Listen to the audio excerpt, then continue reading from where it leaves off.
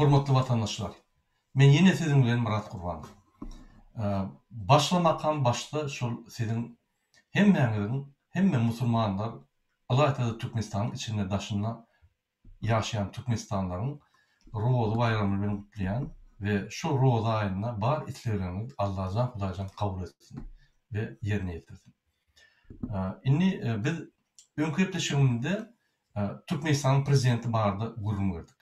Berdimuhammedow bardy. Ine şu gepleşigi men dowam edýän, ýani Türkmenistanyň prezidenti Berdimuhammedowyň öňküde siýasatyny düşündirmän bolsam, inni şonuň nähil ýagdaýda prezident boldy we nähil ýagdaýda ýani kanuny bozup gelip otyr, ine şonu düşündirjek.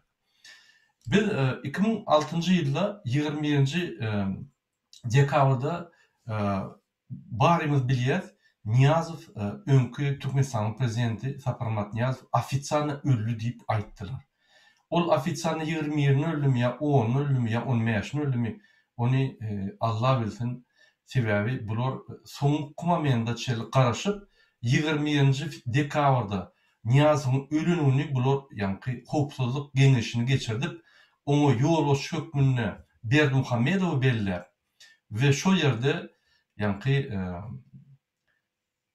Ataýew, Ögilde Ataýew mejlisiň başlygyna garşy iş gozgadylar. Yani prokuratura şo ýerde mesele goýup, şoň iş gozgadylar. Hakykatdan hem bolsa şu ýerde 2006-njy ýylyň 20-nji dekabrda prezident ölün ýagdaýyna bizim konstitusiýamyz boýunça, şol momentin konstitusiýasy boýunça mejlisiň başlygy Ögilde Ataýew ýolbaşlyk etmeli. Yani hökümeti wagtlaýynça täze saýlaw geçinçe ýolbaşlyk etmeli. Mu aramazdan Berdimuhammedow bilen bandit topary Jadan Hramow bul kanuny bozup, ýani konstitusiýany bozup, Berdimuhammedowy howpsuzlyk geňeşini ýolbaşçy edip, şo ýerde iş gozgap prokuratura ýani duýduruş berdiler-de şo prokuratura şu iş gozgar ýani. Bir günne şul adamy tutsak edip, bir günne şul adamy ýani gysga wagtda 5 ýyl basyp şul adamy işden aýyrdylar. Şu ýerde bellek geçmeli. 20-nji dekabrda egerde şo güni Ataýew, Ögilde Ataýew mejlisiň başlygy jenaýat eden bolsa, mysal üçin, ol bir mümkin näme? Onu şo güni onuň ýerine orunmasary, mejlisiň orunmasary şol işe alyp baryp, ýani ýerine ýetirýän hökümetiň wagtdan hökümetiň ýolbaşçysy bolup, täze saýlawlary ikrar edip, täze saýlawlary gidişini ýani konstitusiýon tarapyndan barlap şonu geçirmelidir we soňunda täze saýlawaryň netijelerini ýani adamlara jar etmeli. Ýöne muňa garamazdan şu jenaýat topary Berdimuhammedow, Jadan we Hramow Ögilde Ataýew ýani mejlisiň ýolbaşçysyny türmedik ýaly. We şo wagty bular ýani prezident saýlawlaryny ikrar edýärler. Ine şol prezident saýlawlary 14-nji fevralda bolup geçen saýlawlaryna bular gowşak kandidatlar goýup Berdimuhammedowy ýani prezident wezipetine etdiler. 2006-njy ýylyň 20-nji dekabrdan 2006-njy ýylyň 14-nji fevrala çelli ýani bir kanun ýagdaýda ýerine ýetirji hökümet bolup, ýolbaşçy bolup ýani Berdimuhammedowy goýýarlar. Ine şol periodda hemme konstitusiýon ýani bir kanunçylyklar edip, mahinasiýa, falsifikasiýa edip, saýlawlary geçirip 14-nji fevralda 2007-nji ýylda Berdimuhammedow 97% ses alyp, ýani beýle kandidatlar galan 3% alyp, ine şu ýaly bul bir kanun ýagdaýda ýene-de saýlawlary utýar. Birinji gerek. Bizim Türkmenistanyň taryhyndaky geçirilýän saýlawlaryň hemmesi bir kanun we falsifikasiýa. Saparmat Niýazow onu etdi, inni bulum 2007-nji ýylyň 14-nji fevralynda falsifikasiýa edip, ýani özi saýlawlary geçirip özüni belledi. Men näçe bunu diýem? Serdim. Birinji kanun bolan ýeri. Şol adam ýerine ýetirji hökümetiň ýolbaşçysy wagtlaýynça edip saýlanyldy. Özüni saýlady, bunu saýlan ýok. Onu derek konstitusiýa boýunça mejlisiň ýolbaşçysy Ataýew, Ögilde Ataýew bolmaly.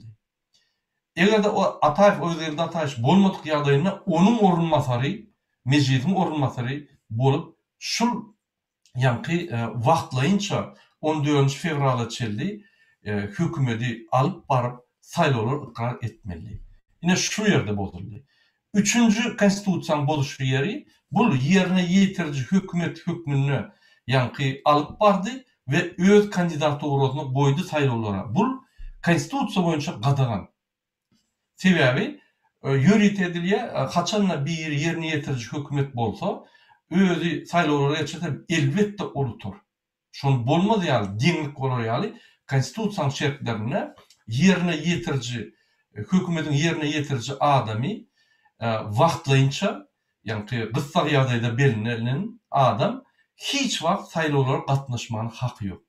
Ine şu ýerde eýem 3-nji konstitusiýa bozulşyny etdi. Ine şondan biz diýýäs, bul bir kanun prezident. Muň geleni bir kanun, ýöreşi bir kanun, hemme zady bir kanun.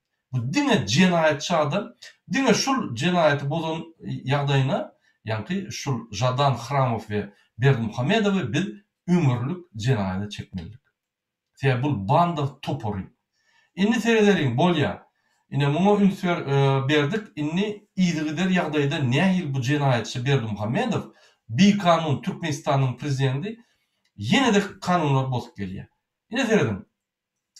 Indiki saýlawlar 5 ýyldan 2002-nji ýylyň 12-nji ýylyň 12-nji fevralyna geçirilýär. Elbetde hemme zat taýýarlykly, öňünden hemme zat billikli falsifikasiýa edip bul adam jenaýatçy adam Berdimuhamedow 97,4% ses alýar. Senin bul 14 fevralda 2007'de 97% alýar. 2017-nji ýylda bul 97,4% bolýar. Bul näme? Ertekmi? Näme? O nähili sen ýanky saýlawlarda 97% her wagt alyp bilýär. Bu mümkin. Bu falsifikasiýa bellimi? Sebäbi bir gezek ine mesal üçin Putin 56% alýar, 60, 70, 70'den geçer. Ine şu ýerde Ýewropada mesal üçin Macron 37% aldy. On garşydaşy 36% aldy. Beýlikleri 25, ondan pesirä 19, 17, 16 şey dip ýanky %7. Jemi 100%. A bizde Türkmenistanda bir adam alýar 97%, galan bar kandidatlar 1%dan alanok 05, 08, 1 ýanky 06, 01, 02. Olar 3%nyň içinde. Bu näme diýdim? Eger siz diktator kinonu görün bolsaňyz, ýani eline pistolet alyp bir kadr var, şo ýerde ýani dünýä çempionatyna ılgamakda. Özü ılgya da ýani eline pistolet ýakyna gelýänler atyp birinji ýer alyp, ýani özüni görkezip lentany kesip birinji ýer alýar. Ine şuraya ýanlar. Ol bir näme diýdim? Bir alyp tehnologiýasy görünüp durulun. Bütün dünýä görüp şonun şu Türkmenistanyň geçirilen saýlawlaryndan bir näme tasdiklamadylar we şolar açyp geçmek diýip, ýani şolar diktator diýip hasap edilýär. Bolýa. Indi 2012-nji ýylyň ýani 2-nji fevral 12-nji fevralyna geçirilen saýlawlarda 97,4% Berdimuhamedow alýar. Beýlikler 1%dan almaýan ýani kandidatlar 06, 07 bardy şu 3%nyň içinde. Indi bu dowam edýär, hakykatdan konstitusiýanyň esasyna 2 möhletden soň bu durmaly. Başga adam geçmeli. Yer bermeli başgalara, ýani Türkmenistan üýtgeşikleri gider ýaly. Bu näme diýär? 2006-njy ýylda konstitusiýany çalyşyp super prezident döwleti gurnoýar. 2017-nji ýylda ýene bir gede konstitusiýany çalyşyp, ýene de ýani prezident wezipany güýçlendirip, 2017-nji ýylda ýani karar gelýär konstitusiýany çalyşanyna, konstitusiýanyň içinde ýazýarlar, inni 7 ýylla prezident bolmaly. Ve 2017'de ýene şular 12-nji fevralda saýlaw geçirýär. Saýlaw geçirip ýene de 97%. Ýani kinon ýagdaýy ýaly. Ol hiç zat üýtgen o. Her wagt 97% halk berbilen o. Mümkin näme bu gülkünçsa. Şoň üçin bütün dünýä bizim üstümizden gülüp gelýär. Bu bir kanun prezident Hudaý saklasyn şeýle bir ukypsız we ikilikçi muň bir edýän bir kanunçylygan bir gaty pes ýagdaýda bütün dünýäni güldürýär. Ine 2017-nji ýylyň 12-nji fevralyna Berdimuhammedow 3-nji gedek bir kanun ýagdaýyna falsifikasiýa edip 97% ses alýar. Inni saýlawlar 2024-nji ýylda. Ine biz ýene bir zat unutman seyredim. 2021-nji ýylda saýlawlar intek gelmäkä bu adam konstitusiýany ýene de üýtgedip 2020-nji ýylyň 1-nji sentýabryndan başlap täze konstitusiýa 20 sentýabrda 2019-da üýtgedip ýene de bu ýa-ni şu täze konstitusiýa boýunça halk maslahatyny içine salyp Türkmenistany dogry kontrol alar ýaly ýa-ni ýaşylaryň ak sakally aňydan ýaşylaryň üstünden Türkmenistany kontrol alıp meclisi ve döwlet guruşyny kontrol alıp şonu çalşýar. Ondan başga 28 martda bu ýene de özüni bir kanun ýagdaýynda taýlawlar gutoran soň giýje sagat 12-lerde konstitusiýa komissiýanyň ýoluşyny çağırıp konstitusiýa komissiýanyň ýoluşyny özüni 112-nji kandidat edip goýup özüne 100% ses edildi dip özüni saýlýar.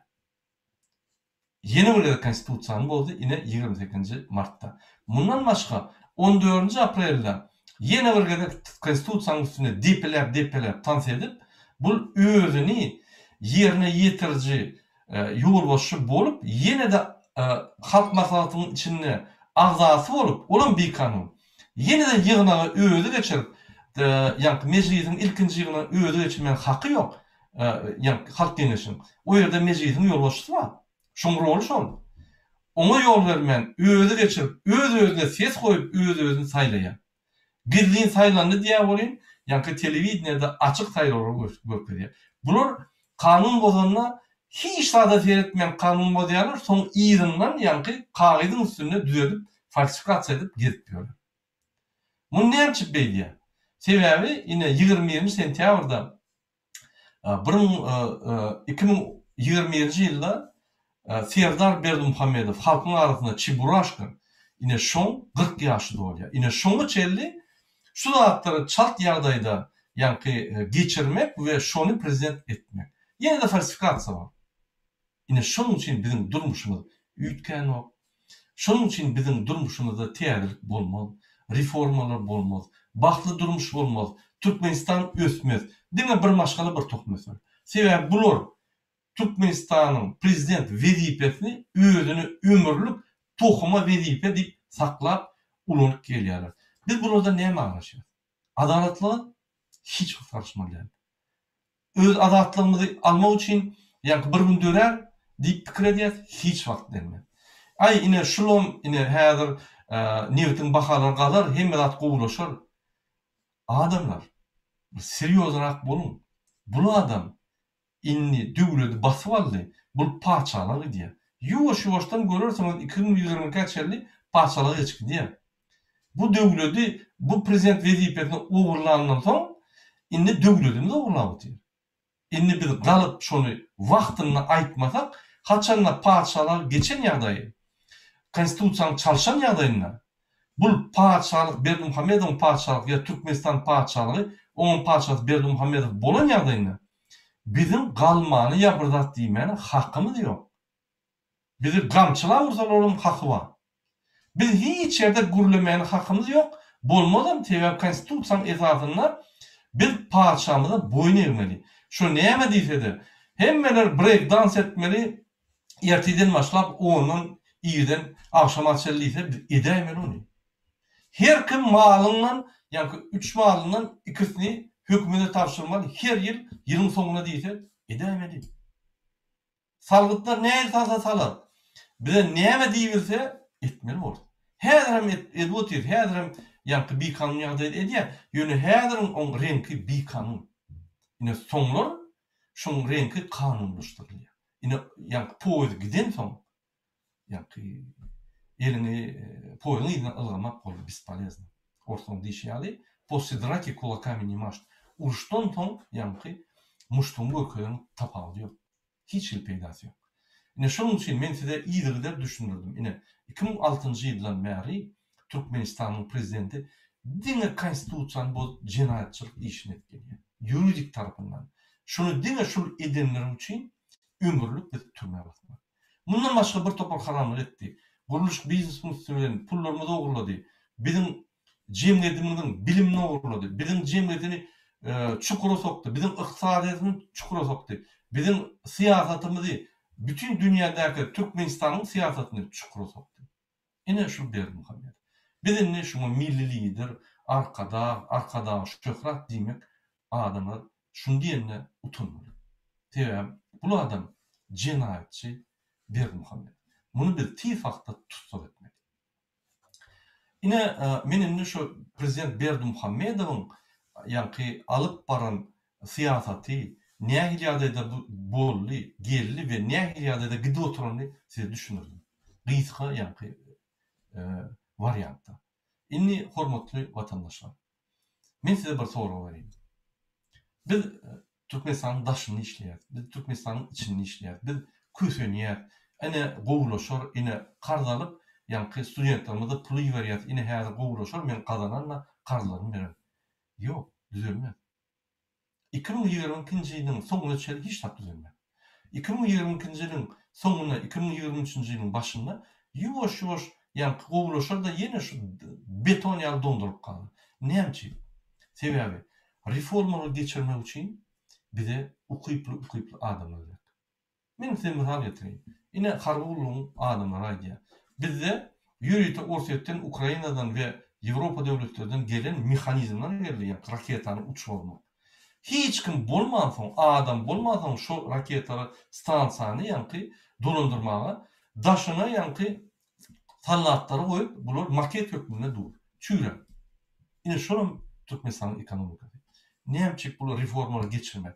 Teýär reformalar geçirenler onda ol ukyply adamlar kuduklar goýmaly. Onda şol ukyply adamlar işlerini olar ýa-ni ukyply çözgütleri bermeli bolşular. Ol özi ukypsyz bolan soň ol adamyň diýen zatlaryny düşünmän soň bu adam olar jogap berilmän soň ýene de batar ekonomika. Munun aşyndan ol adamlar şundan akıllı bolsa ol hökman suratda türme sokar. Teýär bu özüni el ýetirmezden bir kulturda bir el ýetirmezlik däl adam özünden ýasamaly. Ine şunu diýär. Ine şonuň üçin bu aýdym-aýdýa berse bir sürýä kabinet ministri geçiren bolýar bir topar gerekmejek zatlary ýa haçan görseň şol hopsuzluk ýa-ni komissiýanyň üstüne bular basyp david edip ýa-ni ýör. Polisiýa bilen haçan kabinet ministriň eger 100%-ni görseň şoň 60% diňe hukuk goraýjy gurumlar bilen. Näçe? Sebebi birinji günden bäri hökümet dolandyrylýar. Ol ýa-ni jyrny gada diýeni ýa-ni bay ýyllar geçti. Haçan newidiň bahasy ummasy ýokardy. Onu idiot bolsaň hökümet dolandyryp bolýar. Sebäp pullar ýatyp sowup ýetişip bolanokdy. Häzir inni real ekonomika gitdi. Real ykdysadyýat, real çözgütler, real gymylamaly. Ol ukypsy bulatdyr. Inni administrativ tarapdan bizde ine reformalar bolar diýmek olum ýalňyşlyk. Ine pasportlar ulandyrylar, ine serhetler açylar ýalňyşlyk. Açmıyor. Näçe? Men düşünürüm. Birinji, ol öz halkyndan gaty gorkýar. Çykyş edende seýdim ýüzlerine, gözüne. Gözüne seýsem gorkup ýatyr. Näçe? Sebebi bu serhetleri ýapdy. Ol nämeden ýapdy?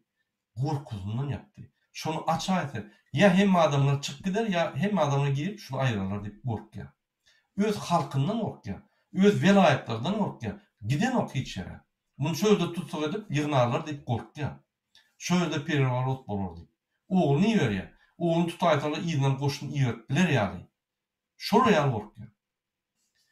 Başka bir korkuyan da yine görüyen konstitusiyanı bozup has şart ýagdaýda yani konstitusiya seyretmen, halkyny seyretmen gymyllaryny diýmek bu wagt alyp gelýär. Bu yaran ölüp barýar. Şoň kystanyp oğluny goýjak bolup sebebi ölüp barýaka birden başga bir prezident bolsa ýa birden başga biri halk maslahat diýip saýlansa meni tutsak ederler diýip gorkýar. Ine şoňu. Ine ýadyňyzda bolsa, haçanla Yaramanla 2019-da ýykylanlar, ýagny şuny ýygyňlar gaçyp başladylar Türkmenistanyň içinden. Mejlisiň ýolbaşçy gawa düşmeli. Haçanla özüne gelende şu mejlisiň ýolbaşçyny aýyrdy. Ine şundan şu zatlar bolaýmasyn diýip gorkup edip ýör. Diýmek bu adam gorkak we halkyndan gaty gorkýar. Indi men size soraýyn, biz kimden gorkýar? Bir sany gorkakdan gorkýarmy? Näme üçin biz şu zatlary çynatýar? Näme üçin her adam öz ýerine küçük adam şol jinayetçi Berdimuhammedowa garşy görüşýär. Näme üçin her adam öz bagtly durmuşyna garşy bir adım eder. Sen Türkmenistanda bol, sen daşkynda bol, içinde bol, hökman suratda adım eder ýaly mümkinçilik bar we şertler bar. Men düşündürdüm Türkmenistanyň içinde üçin adımlar näme, daşkynda üçin näme. Näme üçin biz edem yok. Sebäbi her adım, her kim etse gaty şart ýagdaýda biz şu bagtly durmuşy barys. Sebäbi bizim Türkmenistanymyzda reformalar gaty gysgaly ýagdaýda gerek. Biz 30 ýyl ýyla alýar. Bize reformalar diňe ykdysadiyetde däl, bilimde, ykdysadiyetde, siýasatda, sosial guruluşunda, ýani jemgyýet guruluşunda bir topar bize reformalar gerek. Bize öňe gitmeli. Biz ötün döwletlerden köp daha öwretmeli. Biz türkmençiligimizi ýatdan çykarmaly. Biz dep desturunu ýardan çykarmaly. Ve biz sivilizasiýadan galmaly. Sebäbi onu biz ýapylarsa biz ýene-de ýani diktator döwlet ýylar. Ine Saparmurat Niýazowyň Türkmenistany bir akadem tarapy bir ýyla şu tarapa sivilizasiýa bar ýany bolsa bu çepe bir ýere akitde Hudaý saklasyn. Oň ýolam ýok. Demirhan Karaýany otup geçdik. Altyn asr diýdi, ýene bir asr diýdi. Ine bulum inniki bir haramzada Türkmenistany şoňa saljak bolýar. Täze ýoly. Bizim Türkmenler beýleki adamlar ýaly, olaryň ikeli ýok, olaryň 5 ýyly bar, 6 kellesi bar, olar gowşuk, ýene bir zat, ýene bir topar ýalanlatlar aýdyp, bizim halkymyzy allap, öz makinasiýalaryny edip, kezzapçylygyny edip, ýani pullary oglap, bizim döwletimizi oglap, öz paçalygyny bar. Ol bir Saparmurat Niýazowyň ýolam dälde başga bir ýani 15-nji asra gidýän ýol. Hudaý saklasyn, oňa da eger gysga wagt ýaly barjak bolup biz baraýsak, men siziň hemmäňize birimiz uşan diýerim. Sebäbi ol döwürlere barsak Hudaý saklasyn. Şonuň üçin hormatly watandaşlar, ine men şu gysgaçyk çykyşymy gutarýan, şu ýerde inde siziň soraglaryňyza jogap beren. Birinji bilen aýtjakladym, biz dolary geçirmeli Türkmenistany. Biz Türkmenistany egerde geçirmeli dolar geçirmek hökman mecbur bolsak, onu bir kiçmeçerde 50 dolar her iki adama geçirmeli. Bizim guruluş edýän zatlarymyz, haryý bizneslary durulmaly. İçindäki biznesmenleri ýylýan. Siz öz biznesinizi durulun. Häzir diýiçi alınmasyňyz. Ýangy başlananda, ýani siz azalan soň ýöne MHM meçhur öňküýär galandan soň, polisiýa meçhur öňküýär galandan soň siz bular köp. Ondan metal üstüňize çözürler. Ananyň 2-3 ay işläp bir 5.000 dolar galansan 10.000 dolaryny alyp giderler. Şonuň üçin minimalny edinde häzir öz ölçükler bor. Türkmenistanyň prezidentini halk galyp aýryp tutsa eder. Şoňa taýýar bolun. Indi men Türkmen halkyna ýylanýan, alaýda Türkmenistanyň içindäki. Häzir hemme künjekde, hemme ýerlerde adamlar diňe şogurun Türkmenistan çalışylýar. Berdimuhammedow muň imiji, muň ýani awtoriteti her medada nur boldy. Öňüm ýok, ýöne watan, yalan watan habar programasynyň üstü bilen ýani aklap durdur. Biz hakykaty görkezden soň ýani ýitirilme boldy, hakykat boldy. Şonuň üçin hemme kişi gurrun edýär. Çekinmeň, aýdym, görýän adamyz, bolýan zatlary, bir-birine matlat ataşyň, kellelerini açyň. Biz demirden diwary, ýani Türkmenistanyň daşyndaky aýyrmaly. Biz arasda informasiýa alyp beýleki döwletleri ýaly hemme zady bilip öwrenmeli. Biz YouTube'lara girmeli. O ýerde gowy zatlar amma ýani öwrenir ýaly köp zatlar bar. Men mesela üçin köp zady öwrenýän YouTube'dan. Bilmedik zatlarmy. Ya okuwçylara çelli, professorlara çelli, öwrenýärler. Elbetde ýaman da adam bar. Ýöne gowy da adam bar. Biz internet ýa-ni el ýeterli bolmaly. Biz isleýän wagtymyz ýa-ni imodan, WhatsApp'tan, Telegram'dan ýa başga bir kommunikasiýon taraplardan öz garnaşlarymyz bilen gürleşip, video görüp, ýa-ni öz toý bayramlarymyzyň videolaryny uradyp, şat bolup, biz aramyzyň ýa-ni daş ýoluny duýmalylar. Ine şu zatlary Türkmenistanyň prezidenti bize hemme azat zatlary bize gadagan edýär. Şonuň üçin gerekmi bize şu? Ýok. Biz dine ümitmeli. Biz gaty çatwak ýagdaýda şunu aýyrmasak bolmaýar, hormatly adamlar. Bir ýere gelip senin işini eder diýip pikir etmeýär. İçindäki Türkmenistanlar Türkmenistanyň taryhy boýunça şol häzir mejbur şu Türkmenistanyň prezidentini aýryp tutsak etmeýär. Biz ýöne içine bararys. Häzir mümkinçilik görüläp ýör. Ofitsialna içine girmek üçin biz mümkinçilik döredigi içine gireriz. Şonuň üçin hormatly adamlar bizim ukbamyz bizim elimizde. Her kim turanyny meniň üçin, onuň üçin turmalylar öz baxtly ýol üçin, öz baxtly durmuş üçin, çağalanyň baxtly durmuşy üçin, öz azatlygy üçin, çağalanyň azatlygy üçin we adalet durmuş üçin turmaly. Bize adaletlik gerek. 30 ýyldan beri adaletlik ýok bize. Sowet Soýuzy ýitdi, adaletligim bitdi. Diýmek Sowet Soýuzy super adaletli döwlet däldi. Ýöne o ýerde näme bolsa-da häzirki durmuşdan adaletlik köpdi. Bize täze durmuş 100% adaletli durmuş gerek. Bize korrupsiýa bolmaly ýaly. Bize dini kanunly işler ýaly. Sen prezident bol, sen premier ministr bol, sen çopon bol. Konstitusiýa din işlemeli hemme. Bize şu ýaly döwletler. Biz Günü orta Ýewropa döwletleri gaty şart ýagdaýda ozup geçmeli. Biz Turkiýany 2 ýyl arman ozup geçmeli.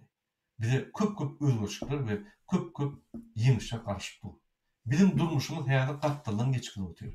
Biz ýöne bir durmuş ýaşaýar, bizim şu planetada ýaşaýyş wagtymyz möhletli. Hormatly adamlar, ýadymyzdan çykarman. Şu bir günüň geçýär diýip arkyň bolmalylar, şu günüň baxtly durmuş bolmaly bolýan, şu başgaça geçeni bizi şartlandyrmaly, bizi gaýrylandyrmaly. Şonuň üçin men seni hemmeňizi çagyrýan, aklyňyzy aýlan. Bir adam bütün Türkmenistany, bütün halkymyzy bizim baxtly ýolumyzdan saklapdy. Biz galyp şoňa jogap bermeli. Indi men senin soragyňyza jogap bereyim. Ýa-ni şu videonun aşağına ýazan soragyňyza jogap bereyim.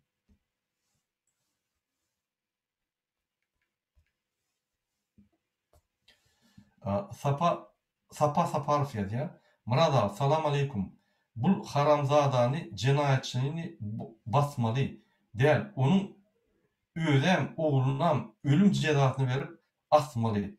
Ayagyndan diýerlerine ikinji boljak prezidenta ministrlere sapak bolar ýaly. Serin, biz egerde baxtly durmuş, gumany durmuş urjak bolsak, şu ýerde ine bir ýalňyşyp mejbur kanun bolar, ýa ýene bolar, onu günü tapır-tupur edip basmalylar. Onu izuçar etmeli, näme üçin şonu etdi, onu suwutlar kal etdiler we onu gumany tarapdan jogap bermeli, şans bermeli. Egerde howo basylan ýagdaýynda da türmede muny gynap, öldürüp, urup, nadiratylar muny ýa-ni çykaryp beýtmeliler. Türmede de şu izolasiýada ýöne durmuşy gidip dur. Bu düşünür ýaly. Şol adam türmede düşünüp, akly ýetip, bizim jemgyýetimize gelene täze adam jemgyýete goşulyp üstürür ýaly. Ine şol ýaly türmeler gerek. Şol ýaly jinaýatlaryň nemesi gerek. Ýa-ni çözütleri. Egerde bir ine şunu bağlaryň ortasyna Sapar Niýazowyň diýişi ýaly. Aýamdan bağlaryň ortasyna asyp goýýan diýip prezident bolup, medeniýetsiz Türkmen halkyna gorkutup aýdýan sözlerini biz egerde şunu gaýtalap dursak, onda biz demokratik we adaletli döwlet bolmaz. Şol adam jenaýatda çekilmeli. Şuň tohumuna jenaýat eden adamlar hemmesi jenaýatda çekilmeli. Şular Türkmenistanyň türmelerinden oğudan başlap aýlanyp öýelleri dağıtıp görmeli. Bizim halkymyz näme ýalanady, näme kynçylykda ölüp, ýa-ni kynçylyk görenini türmelerde şular dağıdıp düşünmeli. Ine şonno şular Türkmenistanyň ötüşini görseler we öýler türmeň içinde ýaşaýşlar görseler, onu pişman ederler öz edilen işlerine. Ine şol ýani bizim jogabymyz gaty, güýçli we gatakly bolmaka diýen onu ýöne öldürenden nimeden. Ýöne biz dogry pikir bir adam ministr ýa beýleki kanun boldumy? Her ministr, premier ministr, prezident her ayda 2 gerek ýani açyk efir eder. Şu ýerde açyk adam, isleýän adam ýani kabarlaşyp şoňa nokat basyp bilse, eger şu ýerde kanun bolanlygynyň bir ýysy bar bolsa, prokuratura derhal şu işi alyp dernemeli. Eger tapsa basylmaly. Ine şu ýaly kaçan arasa ýaktylandyryp iş etseler, onu korrupsiýada bolmaz bizde, parhorluk bolmaz. Onu hökümetdäki işleýän adamlar diňe hyzmat ederler-de halkyna ýani östürerler-de halka diňe hyzmat ederler. Ine biz şoňa ýaly döwlet gurmaly. Ine şonu biz ösen bol. Şonu bizden mysal alarlar. Bolmasa biz ýene-de bir erkinç döwleti gurursa, ýene-de özümiz köseneriz. Indi sonra Perhat Klimferiya Murada sorum şur her kim çıkış etdiye şonçada Türkmenistanyň adamlary gyssaýarlar. Sebäbi näme bilýäňizmi? Sag bolun. Şonçada Türkmenistanyň adamlary gyssaýarlar. Howda men öňüm aýdyp geçdim. Türkmenistanyň häzir hökümeti, hökümetiň ýolbaşçylary banditler. Eger kino görün bolsaňyz mafiýa boýunça, haçanda sen mafiýa garşy bir zat etseň, seni alınmasalar tuhmalýar. Ine şu ýaly sen çykyş edende daşaýutda sana elini degip bilmän, sen maşgalan gelip alar berip, ýani alyp gidip urup nime diýerler. Bu düýünden bir kanun. Bu hökümetiň banditdigini görkezýär. Bu hökümeti biz ýani bütün dünýä jemgyýetine çykarmaly, görkezmeli. Ine şonu biz öýüp biler. Buna karşı başka görüş yok. Buna karşı başka görüş hemmemiz kalıp bütün dünya görkezmeli. Biz kime karşı kalýar? Banditlara karşı. Ve bütün dünýäň kömegi bilen ýöne biz kalıp balanma da olar kömek eder. Biz şol çalışmaly. Deň şo ýol bar.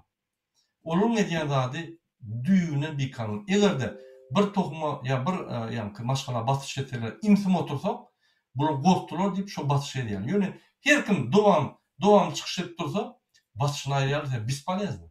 Diňe öz ýani ykbalyny aýdýan bular basyş edende özüne ýene bir jenaýat iş köpelik diýerler, ýa oň netijesi ýok. Ine onu dururlar.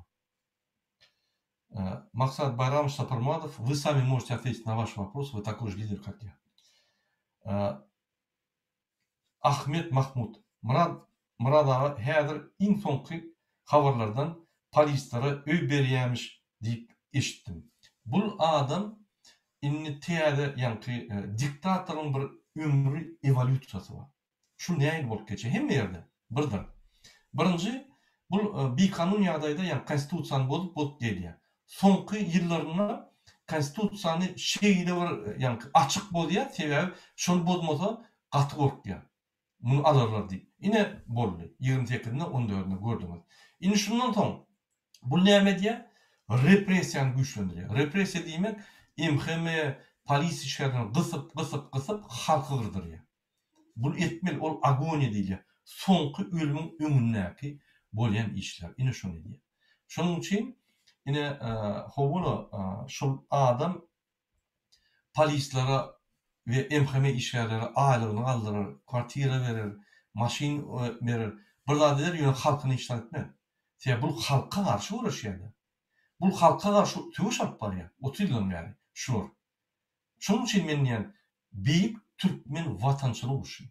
Biz watanymyzy ýerine almak üçin watançylyk uruşy. Watançylyk uruşy näme diýär? Ine nemis şodanlar sen watanyň aljak bolup şolýar. Ine şolaryň içinden dören ýagyn bizim watanymyzy alyp paçalyk döretjek bolýar. Soň Türkmenistan ýani paçalygy onuň paçasy Berdimuhammedow.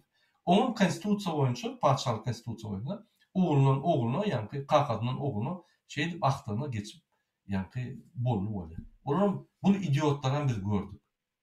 Ýani Muşkelle, Çiburashka, on aşağısı eýýam 16 ýaşynda kriminal edip, gyýlar zorlap nime edip ýören oğlunçuk Kerim diýen. Şonuň üçin eger imsim otursak bizim öňümüz gaty garynky.